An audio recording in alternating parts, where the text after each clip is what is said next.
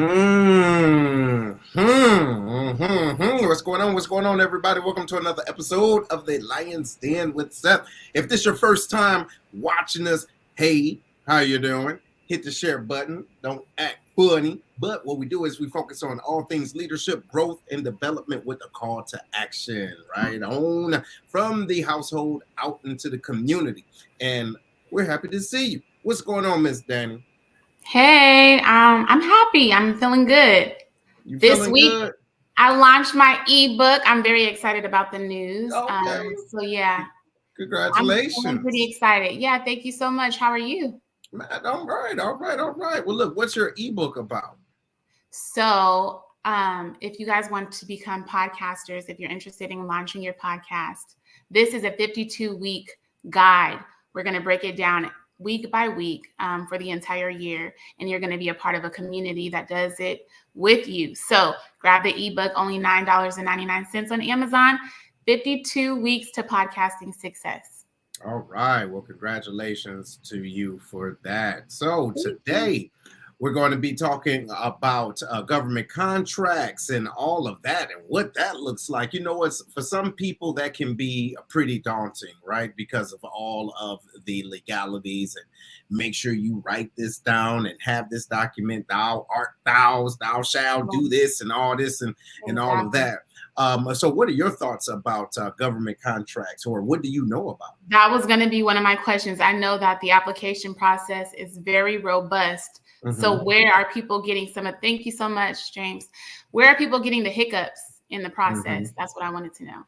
You know what? And also, too, I think one of the things is, and thank goodness we have our guest here, but not having an individual there, a trusted agent, ladies and gentlemen, that's going to be the buzzword. As a matter of fact, trusted agent. Who do you got on your side? All right. So this evening, ladies and gentlemen, we have a brother here that I think that you can trust. As a matter of fact, I'm gonna say I know you can trust him. Okay. So we got Mr. Issac Singleton, ladies and gentlemen. I'll tell you a little bit about him first. Okay. So he's not only in law, been practicing law, but he focused on the business, corporation, transactions law. And he's been practicing for over 4 years. But most importantly, today, we're going to be talking about the minority and women and disenfranchised businesses. You know how important that is, right on. So, ladies and gentlemen, y'all help me to bring him to the den, y'all, Mr. Singleton. There you go. There you go. How you doing, brother? I'm good. Thank you both for having me. There you go. Absolutely. Welcome. Good to see you. Can you all hear me all right? Mm-hmm. Yeah, we can hear you. It just seemed like as soon as you got on, boom, everything started getting a little janky. But it's okay. We go fake it till we make it. Oh, yeah. Man. Yeah, it was a little communication breaking up on my end too. So that's why I asked. Well, it's all good. Well, look, just talk to the den. Tell us a little bit about yourself in your own words. Yeah, how's everyone doing? I'm Issac Singleton. I'm an attorney here in St. Louis. So I'm a corporate transactions attorney. So my primary areas of focus are general corporate law, mergers and acquisitions, and real estate. And then what I'm here to talk to y'all about today, one of my other areas is my passion area.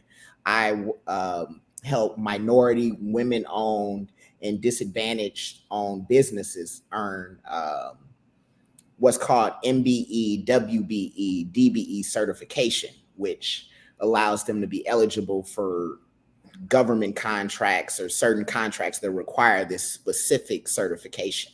Mm-hmm. So I help mostly minority and women-owned businesses achieve this certification. Okay, well, there we go. Well, look, what do you think, Danny? I'm going to let you ask the first question. Yeah, I was going to say, I did a little bit of research, and I've seen you've been wearing suits for a very long time. So, first of all, where does the fashion sense come from? But also that means you obviously been doing this work for also a long time. So I just wanted to know, where did it all start for you? Oh, in terms of the fashion sense, I'd have to say that was my pops. He was fashionable. He matched the Kangos with the shoes, and so I just got that from him. Where are you from? He's not from Detroit, is he? Nah, pops from St. Louis. Oh, Pops is okay. from St. Louis.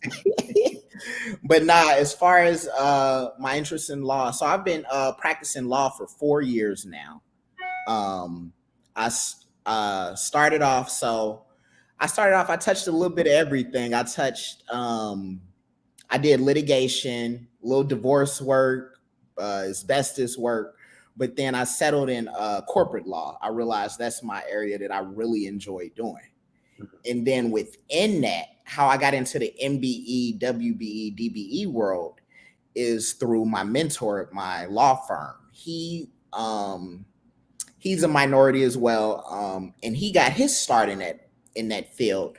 So he worked with a lot of clients at the time when they were startups just starting their business, helping them get these certifications, and now they're large corporations.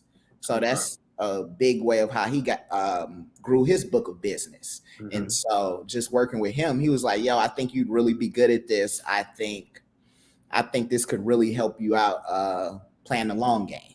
And then I just said, I enjoy working with Black and brown and women-owned businesses. I tell people I feel like compared to big corporations, I have no problem. Like if I call one of these clients, they hit me right back immediately. They call in my cell phone. Whereas like some of the big corporations, you got to go through legal and take a couple weeks. So. Oh yeah, the sisters definitely hold it down for sure. Yes. Well, look, I appreciate that. And it's good to have a mentor to help you out along that way, and also to help you to navigate into something that you can feel more fulfilled in. And I do realize how important that is. So can you share some of the most common challenges businesses face, right, when trying to secure government contracts, and how they can overcome these hurdles? Okay, well, let me start. So what I actually do, so I help you get the so it's called MBE WBE certification. The certification. With this certification, that's how you're able to be eligible for these contracts. So typically, I work with a lot of contractors in the construction field or landscaping, concessions, and the projects that they're signing up for, they're typically only allowed if you have this certification. So before I tell you some of the struggles, I'll tell you what you need. So to be an MBE certified business, you have to have a minority that's at least 51% of the that owns 51%, at least 51% of the business. Mm-hmm. For a woman-owned business, the woman has to own at least 51% of the business. Besides that, the other biggest aspect is control. This minority or woman, they have to actually be in control of the business. And so that's the difficult part. The government really focuses on and hones in, is this minority or woman actually controlling, running the day-to-day of the business, or are they just a figurehead? And so that's what we help you with. We make sure your financials are in order. We review your resume.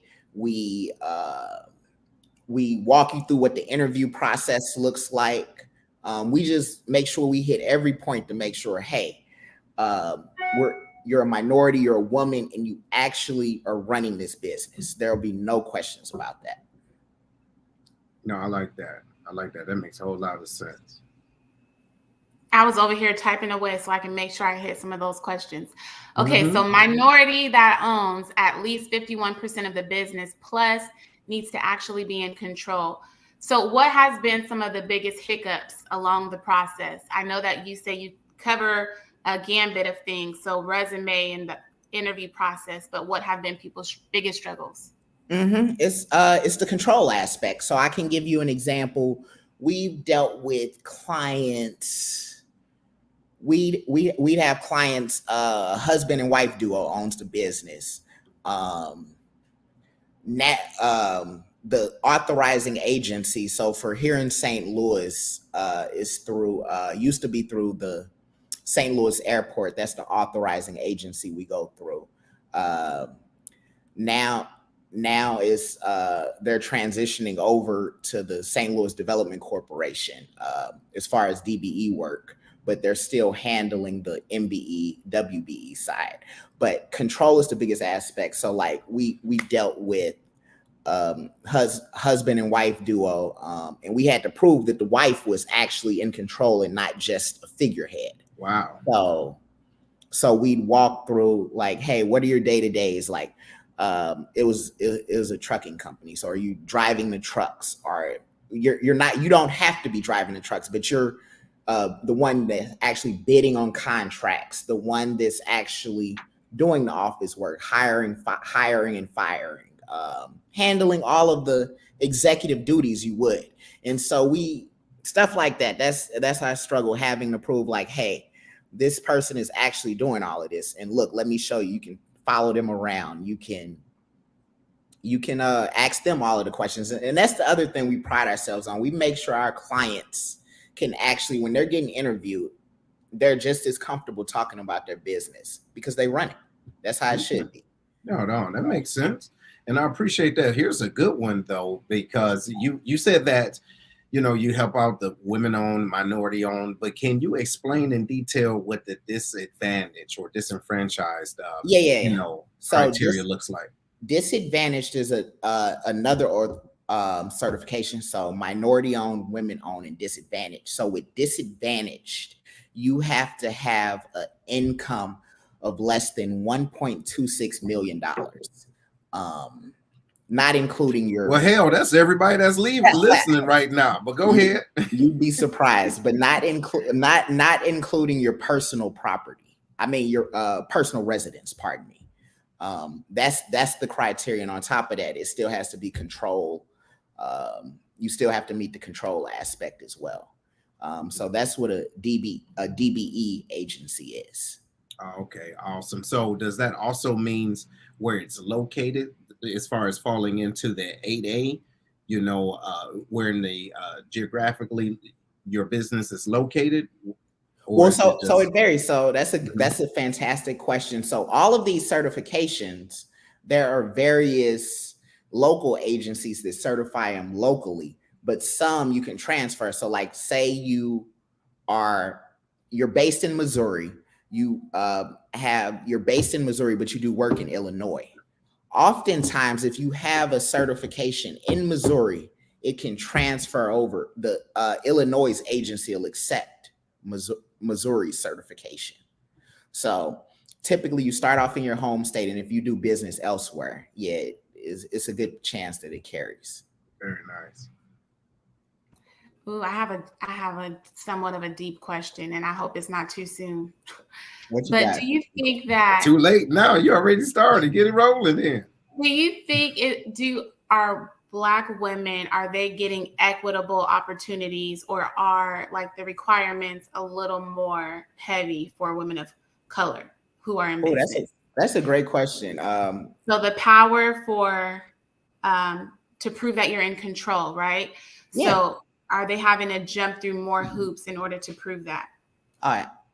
Absolutely. But that's, you know better than anyone, being a Black woman.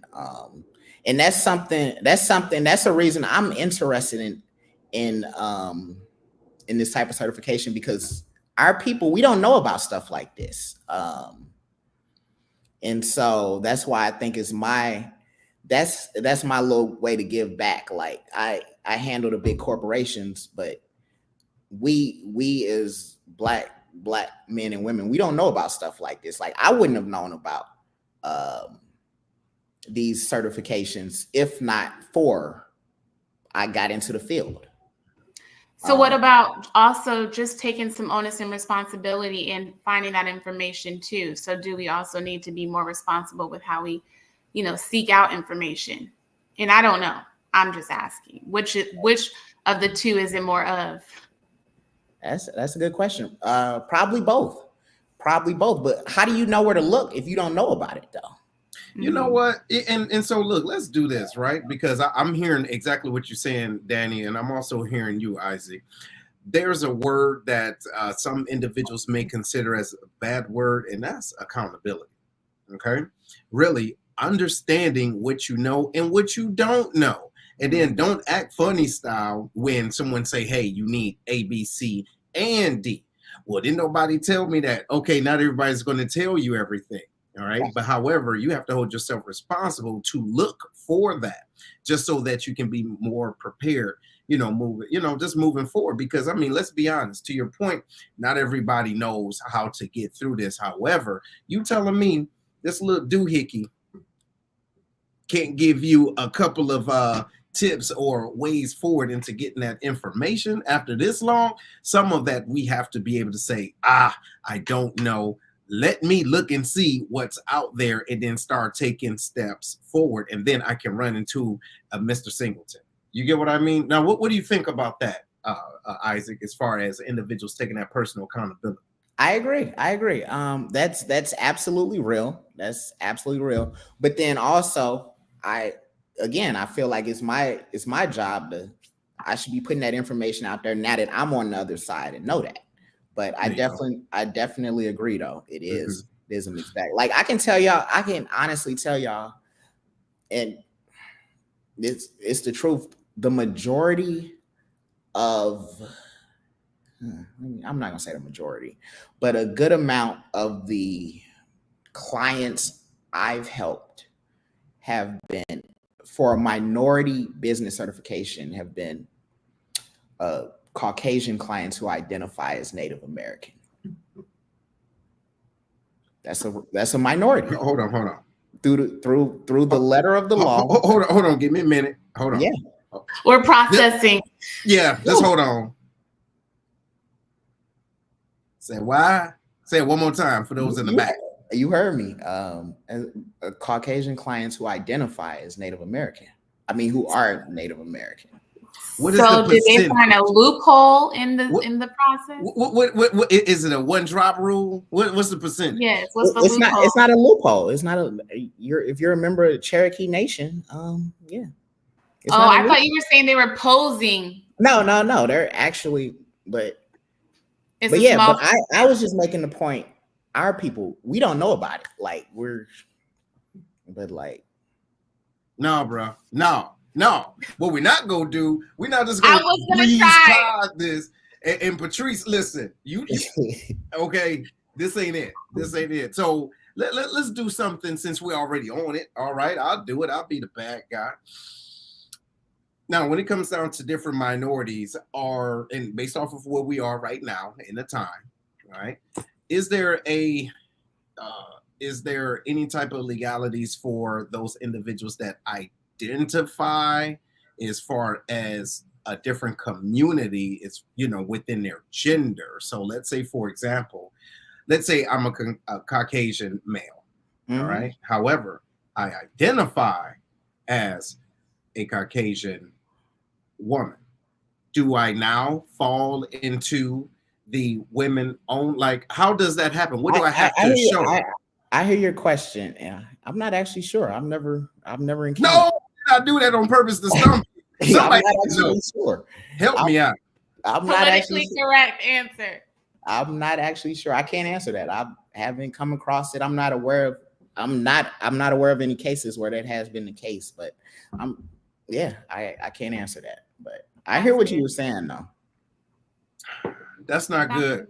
That's not good. I'm not saying it's not good that you don't know the answer, but I'm seeing you get what I mean? I'm trying to, y'all listen, hold on. Look, let me talk to the Dan real quick. Y'all know my heart. Okay. You know my heart. I'm trying, right? I'm trying to make things make sense. We have to understand where we are today. All right. We have to understand. And so if we are the platform to give this type of information for you to help you out, that means any and everybody. Okay. This is servants of all. But at the same time, if you don't know, how do you find that, right? So that means we got to do our homework, but at the same time, Isaac, I'm curious as to why that hasn't been put into, the context of, this government work. You get what I mean? And it's just chit chat, I'm not sure, but I'm surprised that hasn't been, weaved in. I hear you. It's probably coming. It's probably coming. Go ahead, I just haven't dealt with it. I haven't had to address it yet, but that's a valid question. That is a valid question. But go ahead, Danny. All right, so there you go. Go ahead. Are you muted, Danny? Go ahead. Oh, I'm here in the Pacific Northwest, so it's not every day that I get to rub shoulders with like cool people, right? So I seen you was rubbing shoulders with Michael Dyson. You remember? Oh, you did some research. I Oh, sure did. Mm-hmm. So you were rubbing shoulders with Michael Dyson. What was that all about? How was that experience? How did you guys encounter one? That was in college. Wow.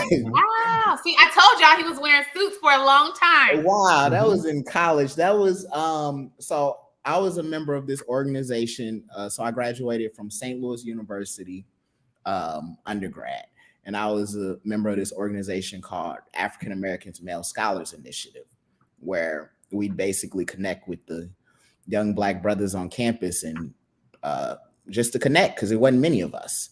And so we'd have events. And so for one of our events, we brought Dr. Michael Eric Dyson to speak and talk about his latest book at the time. So now, how long was that speech, Isaac? Stop it. Stop it. Listen, some people. How long was the speech? He did an hour. He gave us an hour. Okay, well, that's solid. I love it. Then we had a meet and greet afterwards, and so Danny, you really did your research. Yeah, I actually do like Michael Dyson. I've learned and come to learn more about him through the Breakfast Club. So he's done quite a bit of interviews over there. But yeah, so that's cool.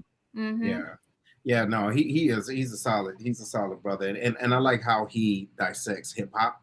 Right. And within the culture, and has been doing that for some time now. And even though he has a he has a unique perspective of things, but I think, and I really do feel, it's done for the best interest of the community and the culture. So Isaac, absolutely. So let me ask you this: how can small businesses effectively compete against larger firms in the government contract space? Let's say, for example, the women-owned business. Right. So that's the point of these certifications, is so that these smaller businesses can compete, because with set-asides, right? What you say? What? With adding the set-asides and incorporating the money that's allotted for those. Exactly. So it's like certain contracts or jobs are only available if you have this specific certification. And so the whole point of it is to make it exclusive to minority women, disadvantaged agencies or firms. Yes, and that's the whole point of this certification, is so they can be able to compete with the big organizations and corporations. Right. Okay. Well, no, that's good. And so let me touch with the people real quick, ladies and gentlemen. If you don't know what we're doing right now, we're having this conversation about unlocking the secrets to government contracts with Mr. Issac Singleton Jr., as a matter of fact. Yeah. And then hopefully you're picking up some of this news that you can use. If not, you can share it to somebody else, because I guarantee you there's some information that you probably didn't know. And think about this too, ladies and gentlemen, how much money you're leaving on the table. Think about that. There is money that you're, no kidding, leaving on the table because you have certain talent, skills, and abilities that only you can do, or you can make better. What I mean by that is you don't have to reinvent the wheel. All right. Sometimes you just have to put your own air in the tire and then change the name. You get what I mean? However, this is an opportunity for you to get this information. Go ahead, Miss Danny. Yeah. Well, can you unpack those two certifications just a bit more? Elaborate on those two, and how long does it take for you to acquire? Yeah. Yeah. Forever. Go ahead. Yeah. Yeah. So like I said, the minority and women-owned business enterprise certifications, the applications are pretty much the same. Like I said, you basically need a minority or woman who owns at least 51% of the company. They have to be in control of the company. You'll have to provide the financials for the company, so your tax returns, your year-end statements. What else? You'll need to show your equipment, provide your loans, the equipment for the equipment you use, your leasing space, your lease agreement for the space, the office space or the building space or wherever the company is organized. Everything you have to provide resumes for the owners, as well as then go through an interview process. So you asked how long this process normally takes. It varies. When I first started, we was pushing them right through, but the agencies, and it depends on the agency as well. The authorizing agency, some are quicker, some take longer in their processing. So it varies, and if they have questions, they're going to ask. So like I brought up earlier, they focus on control. So if they see red flags, that'll extend the process, and you'll have to go back and forth and deal with that. So to answer your question, it can be anywhere from a couple months to I've been on some we waited over a year. So yikes.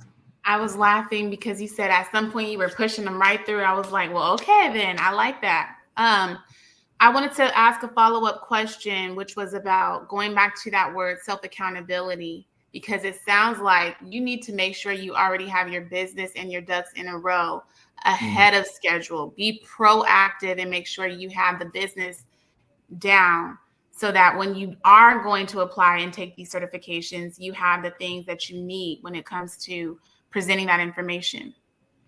That's correct. But apparently that's kind of new actually. So my mentor who I mentioned earlier, so he's been doing this for years, and he said originally back when this initiative first started, it was a lot of startup businesses where it was just like you didn't have to show a history of your finances or contracts. As long as you were a minority or woman, you was pretty much good to go. But now these government agencies are really digging into it and like doing their due diligence to make sure you're actually an established business. So right.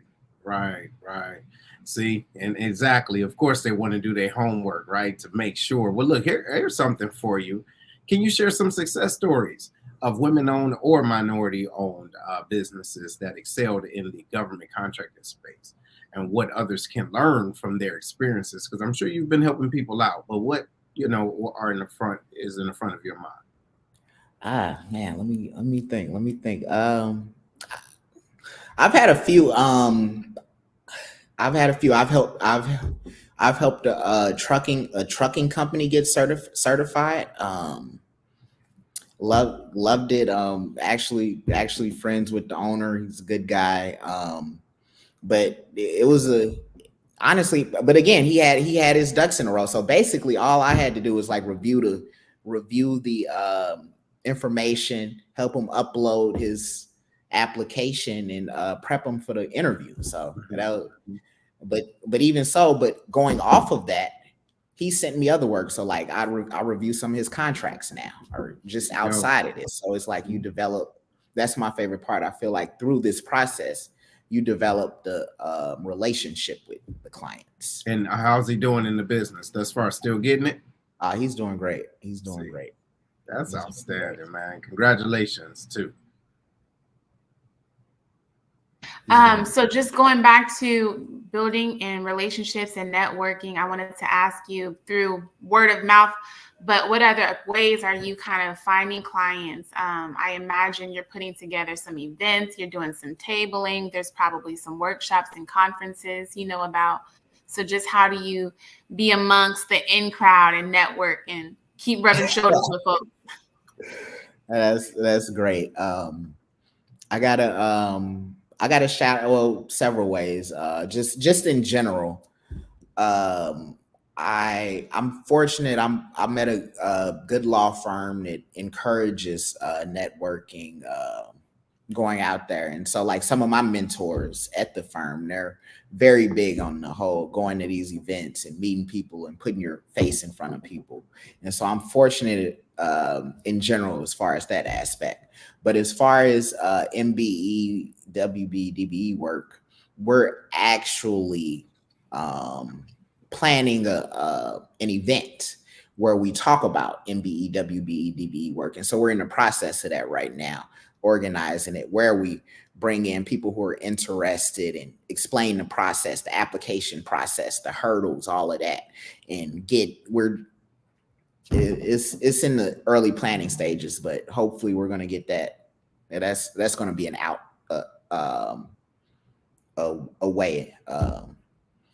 way that we're going to get out there soon. So I like that. So before we go get too much deeper in the weeds, where can individuals find this information when it's posted, right? Like, will they be able to follow you on LinkedIn or what? What were you saying? Yeah, absolutely. So my name is Issac Singleton. I work at Sandberg Phoenix, based here in St. Louis. I'm on LinkedIn, Issac Singleton Jr., Facebook, Issac Singleton Jr. Okay. Those are probably the best ways to reach me. All right. Well, look, I want to get into this next question here. It crossed my mind, but I wanted you to really expound on this. But what ways can these businesses collaborate, meaning the women-owned, minority-owned, or disadvantaged owned businesses collaborate with other entities to increase their chances of winning government contracts? Or do you have any, suggestions for them? That's a good question. I went to an event not too long ago, hosted by St. Louis Development Committee here in St. Louis, which is the new certifying agency for DBEs. And I realized that it seems like everybody in this world knows each other. So I think that's a good thing. Like, we talk about how small St. Louis is, and I saw that there. It seemed like all the contractors knew each other. Mm-hmm. Everybody knew each other. And the same, I went to an event at the airport as well, and it seemed like the same thing. Everybody knew each other. Everybody. And so to answer your question, St. Louis is small. So, and referrals, that's the other thing. I feel like word of mouth gets around. So we got a lot of our clients based on previous clients we've helped who told us who they've had great experiences and told their friends or family or people who's started similar businesses. Dope. That's what's up. So you told us who some of these people were, which ladies they were, but I don't remember, and it could have been me. But the types of industries that they're in, did you also elaborate on that? Yeah. So I've dealt with mostly construction industry. That's been the majority of my clients, construction and landscaping. Little concessions like owning stores in government buildings, but mostly it's been construction, trucking, and landscaping. Okay. Well, look, hey, this is a little off the cuff. Do you have a favorite football team? I'm still a Rams fan. Really? When it was in St. Louis, or just still, period? Still, I got a Mark Bolger jersey in the closet. I ain't going nowhere. Okay. Whether right or wrong. The real test is how well are they playing right now? That's the real test.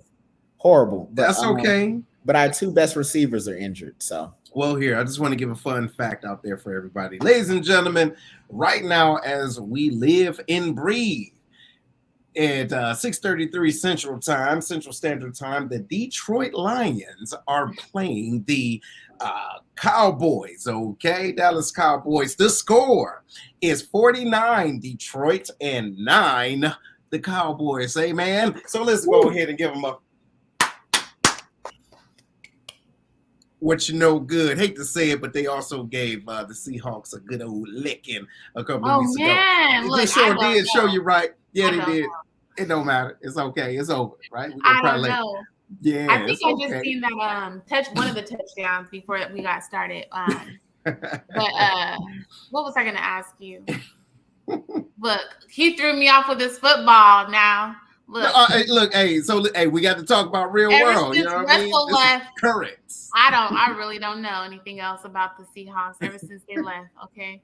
But I used to be the biggest fan. We used to have a cousin that played for the Seahawks, so we would always get to go. Really? Yeah. Okay. So what do you do for fun?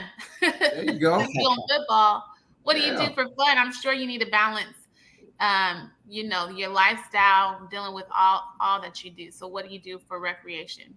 Yeah, absolutely. I like going to try new restaurants. I like going to concerts. I enjoy going to the gym. I always tell people I got a trainer. That's my escape. For that hour of the day, I can put my phone on D&D, not have to worry about anything. But yeah, those are my escape. And then I just love music. So like I'm going to see Rod Wave next month when he comes to St. Louis. Oh, fun. Love supporting local artists. So all of that. So That's what's up. So hey, brother. So you said that you were, you do different things in the community, and so I do know personally that you are involved with 100 Black Men. Do you mind talking a little bit about that, and what are the benefits as far as being involved with that, especially on your off time and giving back and networking? Yes. So the 100 Black Men is an organization I'm involved with. We focus on uplifting the Black community. So our pillars include mentoring, health and wellness, education, and financial literacy. And so those are the areas that we focus on to give back to the Black community. And so it's an organization I've been actively involved with, and I'm passionate about, and I have great mentors in the organization, and it's my way of giving back. We have a couple events coming up. Fall 100, that's our annual canned good drive. We show up, have a good time, have a party for the community, but then in that we're servicing. So you show up with your canned goods, and we're going to donate it to a local organization. That's what we do.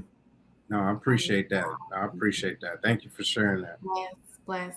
So you also mentioned earlier that you just kind of had a pivot during the pandemic. Basically 4 years ago is when you entered in this new space. What prompted the shift at that time? Because I know for me, my life was completely shifted during the pandemic. So I'm gonna take that as what made me go back to law school. Yes. Practice law. So that was kind of that wasn't always the goal, but so I graduated from St. Louis University undergrad. I was pre-law at SLU, so political science and communication. Those were my majors. So I knew I wanted to be a lawyer. I just knew I wasn't ready right out of law school. Right out of undergrad. So I worked for a few years in public relations and advertising. And while I enjoyed it, I knew I always wanted to go back to law school because that was my dream. That was my goal. And so that's how I ended up going to Washington University and St. Louis School of Law. Mm-hmm. And yeah, that's about it. Right.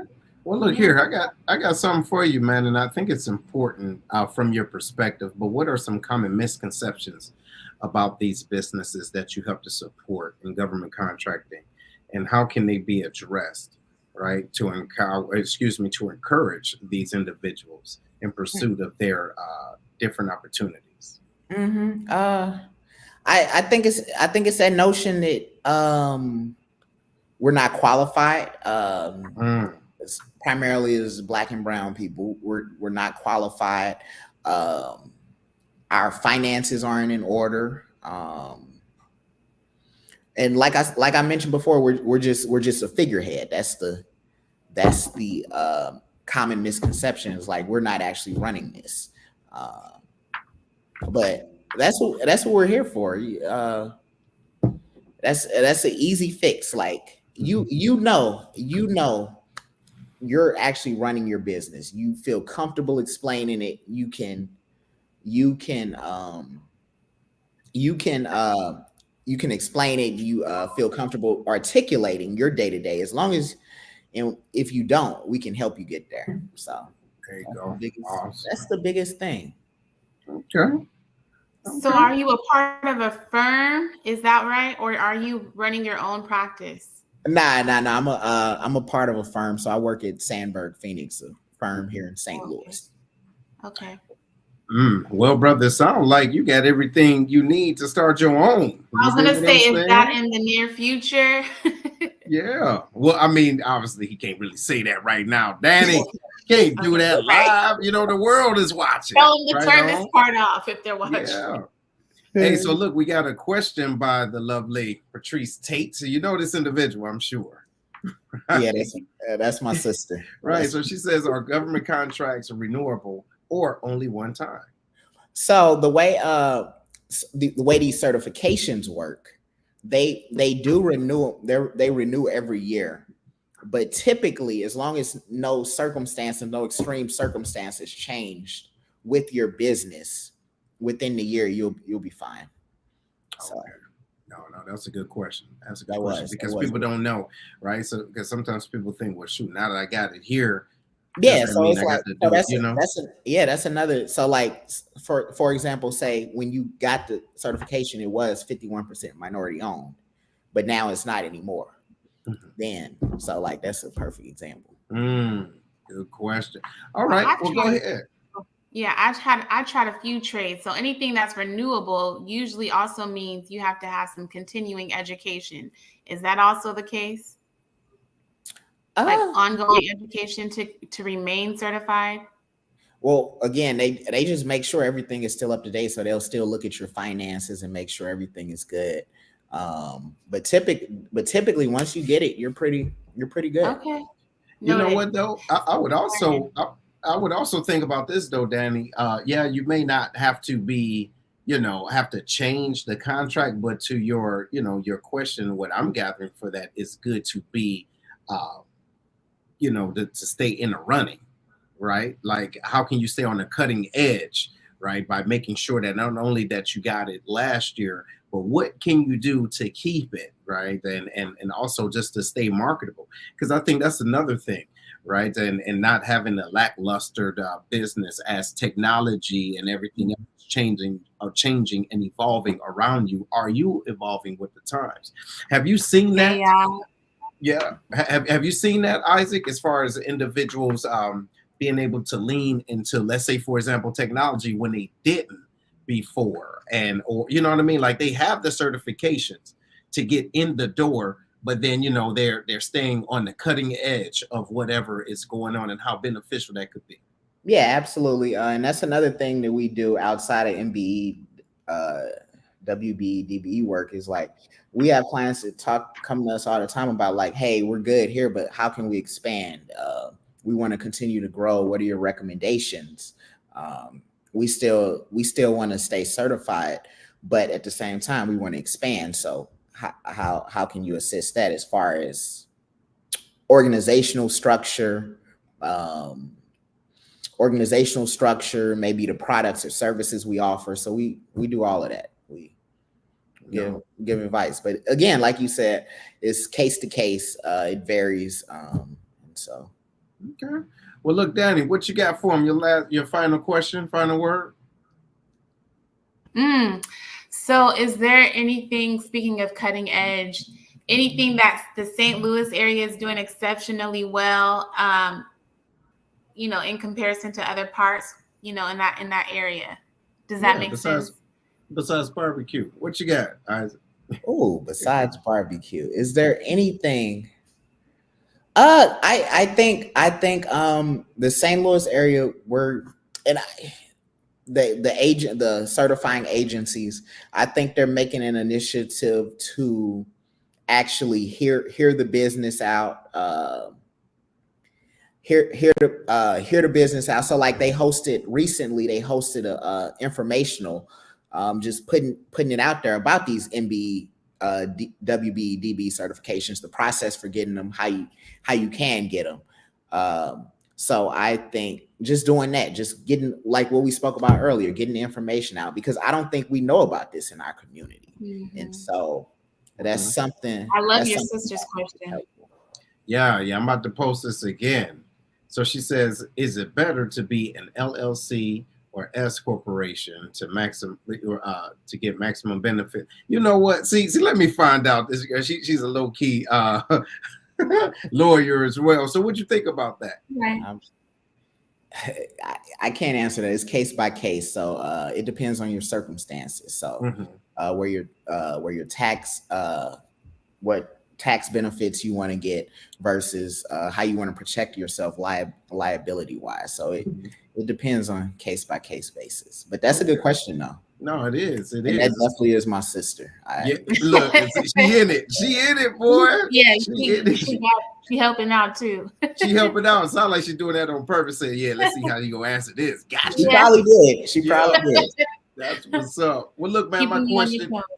Yeah. So what is one thing that you would like the audience to know, especially if they're interested in government contracts? If there's a tidbit, of information or advice, what would you give them? I tell them apply. I think that's our biggest hurdle in our community. We self-doubt. We get in our head. We be like, or not the biggest, but one of the biggest. We get in our own heads and be like, hey, I'm not gonna get this, so I'm not even gonna look into it. I'm not even gonna do my due diligence or do my part. And I think that's the biggest issue. There's all of this money opportunities out here that we don't take advantage of. This was a program that's supposed to be geared towards us, and we're not even the ones taking advantage of it. And I think that's a problem. So it sounds like sometimes it's just individuals, like you said, not even trying to shoot the shot. They just count themselves on out, is what you're saying? Yeah. Wow. Well, look, brother, I want to thank you for joining us, man, and being a part of the Den. And I'll be interested, too, if you are, to bring you back so we can talk about different things as far as law goes, specifically is in your practice and what you specialize. You interested in that? That sounds good to me. Right on. Okay, well, look, don't go anywhere. So Danny, tell me what you think. What you think about this show? What do you think individuals could gather from today? The very first, let me go back because he dropped some gems. So you definitely need to make sure you have your business in order, number one. Two, be proactive and not reactive. And then two, make sure you're maintaining control. And I think that's the biggest emphasis, that you are in control of your business, making sure you have your bearings in order. Absolutely. And ladies and gentlemen, too, just to add one last thing, it's a difference between having a legitimate business and a business. You understand what I'm saying? Look, just because you got you got your LLC, what are you doing with it? Who are you serving, right? How are you staying current? Are you doing are your numbers right? You know what I'm saying? Is everything that you need to be successful, you're taking that seriously. So I do want to thank him, and I want to thank everybody else for staying on and tuning in with us. And look, next week we're going to have the brothers back on. They have some other things, going on. However, Danny, I want to appreciate you. Shout out to you holding it down, you know what I mean? For the ladies. You get what I'm saying? Thank you to our guests for joining us, and I appreciate. I love the Den so much. I hope you guys also enjoyed. Absolutely. So, ladies and gentlemen, we're going to see y'all soon on the flip flop. Right on. Y'all take care of each other. Later.